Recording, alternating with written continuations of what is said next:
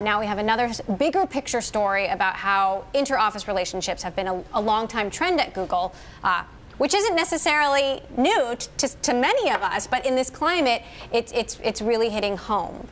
Tell us what we know now.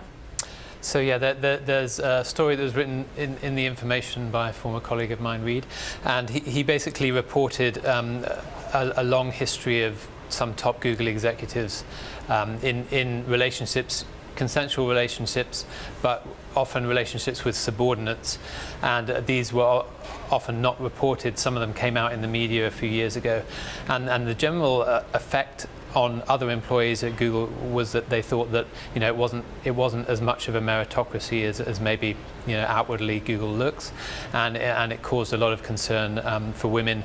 Some women, for example, who did well by just doing very, very well, but they were spending a lot of time with male executives, and in one example they were teased, and it was implied that they kind of got time with executives because they were good looking and things like that.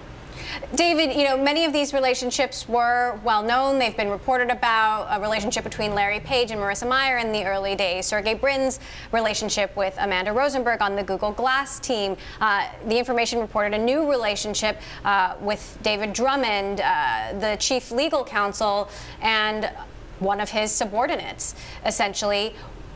What do you make of how? Do you think this is problematic? And if so, how problematic?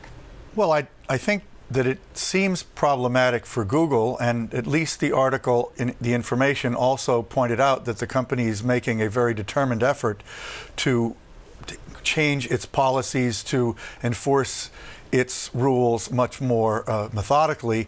But I think all of us, as you know, as you mentioned yourself, who've covered this company, have observed some of these things in the past, and we are in a different moment now.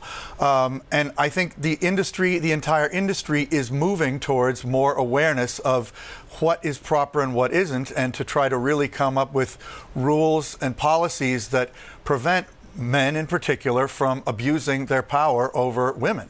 But I also think it is worth noting something that some former Google employees mentioned in that information article, which is really that Google is probably more than any other big company, the most effective machine for producing extremely talented and effective women leaders of tech. So that is a weird possible sort of tautology or contradiction, but even as we can see they've had problems with these power relations and potential abuse, they also have generated an extraordinary number of very, very talented women technology leaders.